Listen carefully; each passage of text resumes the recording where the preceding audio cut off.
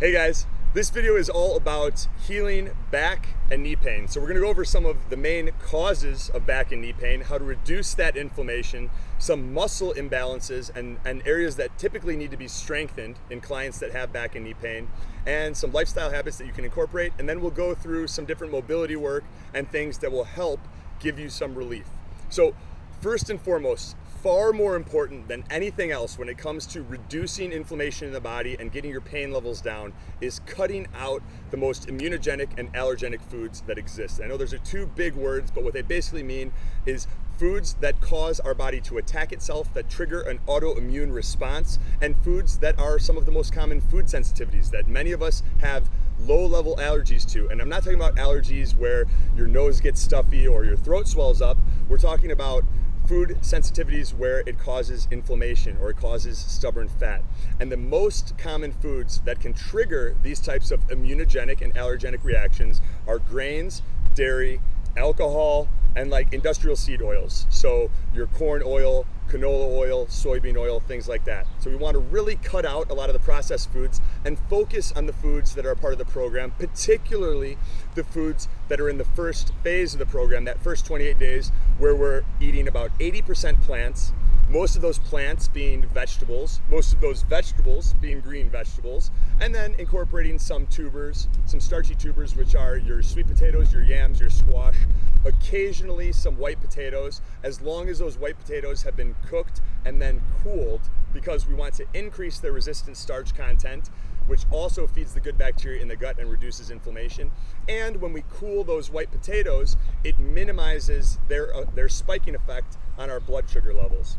And then last but not least, organic fruit. So 80% of our diet is plants. Then the other 20% is lean, healthy proteins from animals that were raised on their natural diet, primarily wild-caught fish. You can incorporate some organic free-range chicken and turkey, but just making those changes will have a dramatic impact on your pain levels and your inflammation. You'll be surprised after 2 or 3 weeks of just focusing on those foods, how much better you will feel.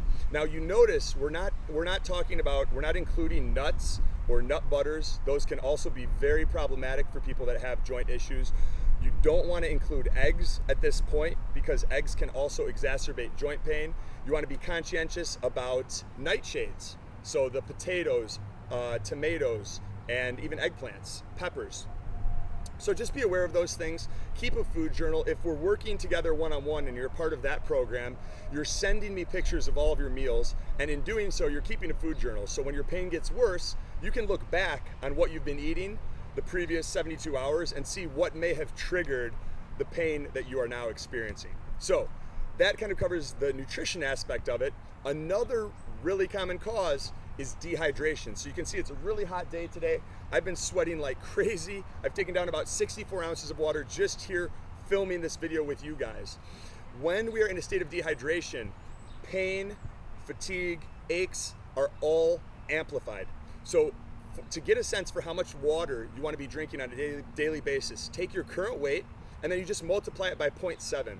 And that's how many ounces of water you want to drink every day. Now here's where it gets a little bit more complicated. For every half an hour of exercise, you want to add 12 ounces of water. So if you exercise for an hour, you got to add 24 more ounces to what you should be drinking. If you drink caffeinated beverages, like let's say you have a cup of espresso or black organic coffee, you got to add another 12 ounces for each one of those caffeinated beverages, because those are diuretics. They cause the body to expel water, and then we need to replenish that water in order to stay hydrated. So staying hydrated, avoiding those immunogenic and allergenic toxic foods, eating the right foods that are nutrient dense, that have high water content, that are from the earth, all of those things will have a huge impact on reducing your pain levels, more so than anything else. So I want to make sure that we're addressing the shouts before we address the whispers. Now here are some of the whispers. So we're going to go through a common strength imbalance that really contributes to back pain, and that is weakness in the glutes and piriformis. A lot of clients that have back pain have difficulty engaging and firing their glutes. And one of the easiest ways to work on that is first with your posture. So we've gone over posture in some other exercises, so I don't want to rehash all of those different steps. If you haven't seen those videos, go back and check out the videos on proper posture.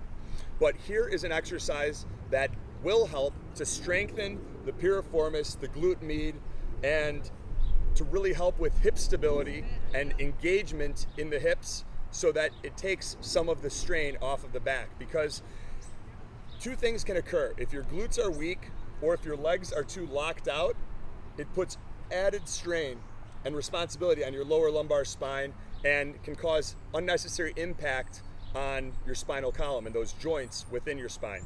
So this is an exercise that will really help to strengthen the glutes and the piriformis muscles. So you're on your side and you lay all the way down, shoulder on the ground, elbow bent and extended out, hand behind your head.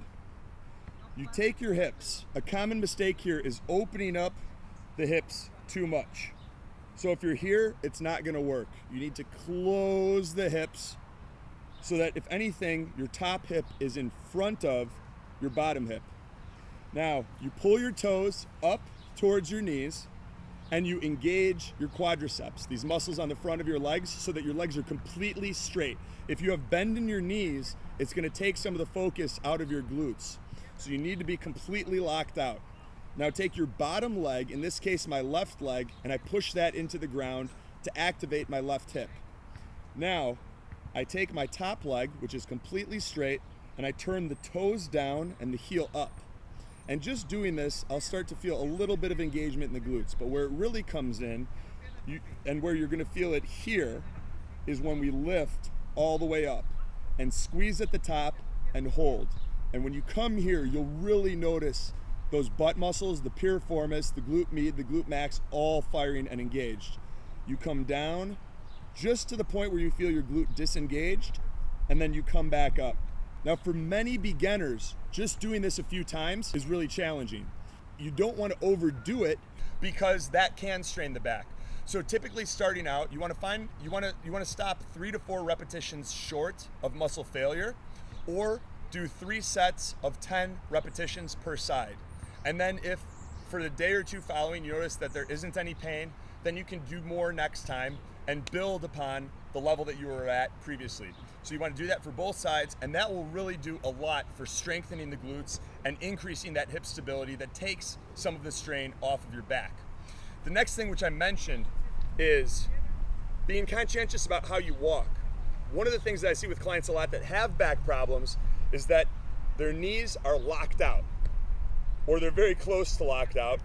And what happens is, in moving around like that, all of the energy and impact from the earth is being transferred straight up their legs and into their lower back. Whereas if you practice and become a little bit more aware of walking around, absorbing more shock in your hips, in your knees, it'll take some of that strain off of your back. And that's something that comes with practice and really bringing a little bit more awareness to your movement patterns, which is hard because you've probably been moving the same way since you were about 2. But it's one thing to be aware of. So if you are one of those people that walks around upright, get a little bit more bend in your knees, push your knees out, get that hip engagement, and try to move with a little bit more fluidity, like you're trying to not make any noise when you move, letting your feet land soft, absorbing that cushion, and moving smooth. Now, here are some mobility exercises that can really help to open up the back and increase your range of motion and reduce some of that pain that you may be experiencing. The first is an iron cross. So you start out on your back with your palms facing up, arms out to the sides. Press your palms down and into the ground. Take your knees up over your hips, squeeze your knees together. Then from here, you're gonna take both of your knees and you're gonna drop them over to the right as you look to the left. Feel the stretch in your spine. Breathe deep into your hips, let it open up, and then engage your core, bring those knees to center. Notice how the knees stay together like one unit. Then the knees drop to the left as I look to the right. Engage the core, back to center. As you start to feel more comfortable, you can pick up the speed.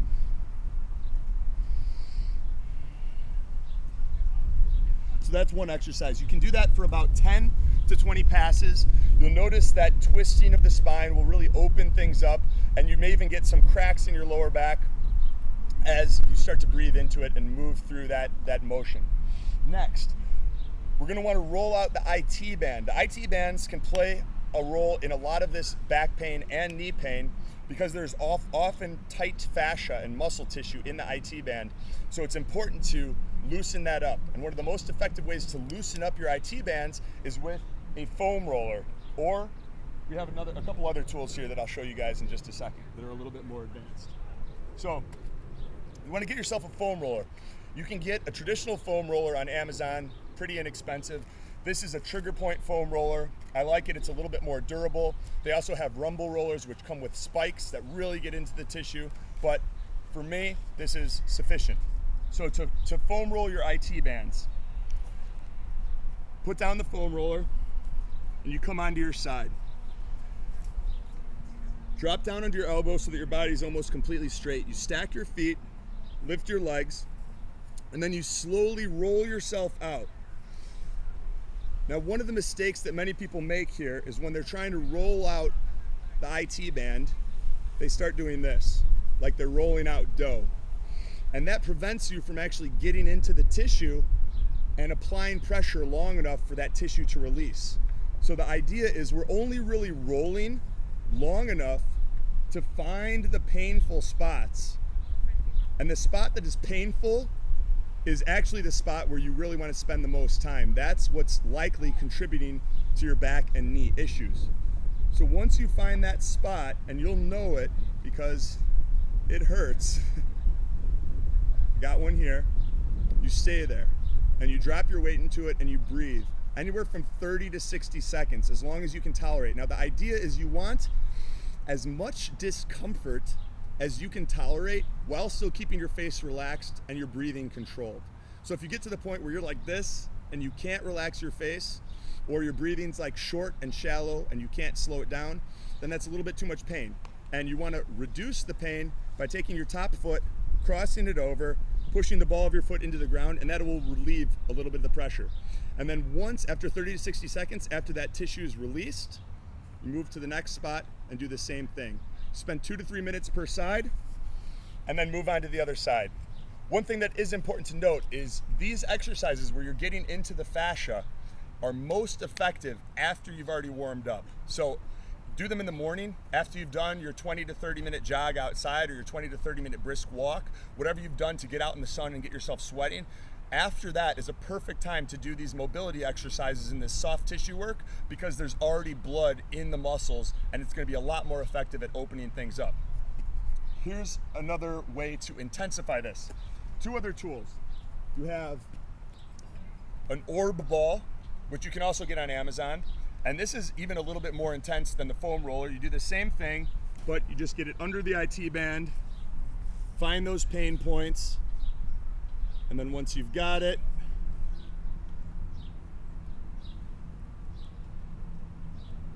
let the ball work its way in there.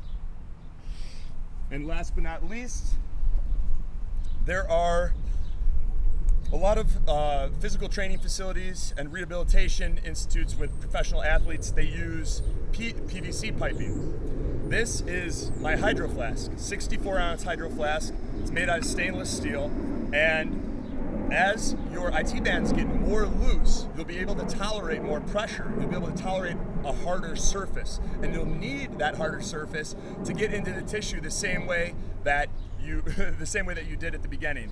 So I like using the hydro flask. I always have it with me, and it's pretty easy. So you just turn your hydro flask sideways, get on there, and already, like, night and day difference for me, because my IT bands are relatively loose from doing this stuff pretty frequently. But as soon as I get on this stainless steel, I can really feel where the knots that remain are located.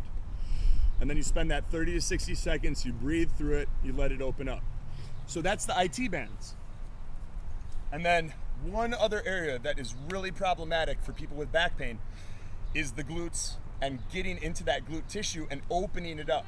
Now, the challenge with the glutes is that there isn't a stretch that effectively gets into the glutes. So I've taught yoga, and there are some movements that can help open up the hips. One of those being pigeon pose. So I'll show you guys pigeon, And you can do this stretch. This will help with hip mobility, but it doesn't necessarily get into the glute tissue. And I'll show you how to get into the glute tissue right afterwards.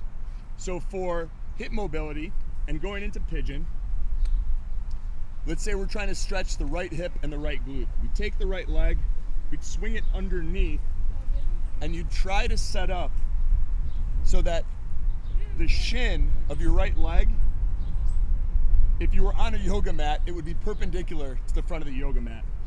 And then you walk the left leg back to lengthen the hips. I like to come up and try to get as long as I can in the spine. And then you start to slowly keep that length and fold down. And as you do this, you'll feel all of this in your hips and glutes opening up. Come on down. Breathe deep.